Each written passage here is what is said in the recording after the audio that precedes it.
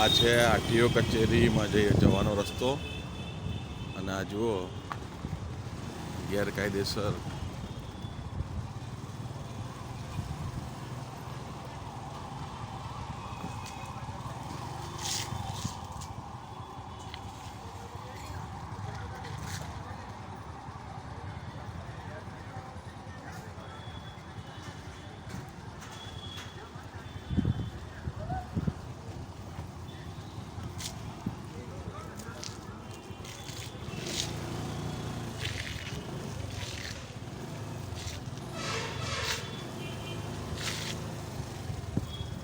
આજે તમે જોયું એ આરટીઓમાં કમ્પાઉન્ડમાં ગેરકાયદેસર નાસ્તાની લારીઓ અને એની અંદર આરટીઓના અમુક કર્મચારીઓના બંધાયેલા હપ્તા છે, મસ્ત મોટા હપ્તા.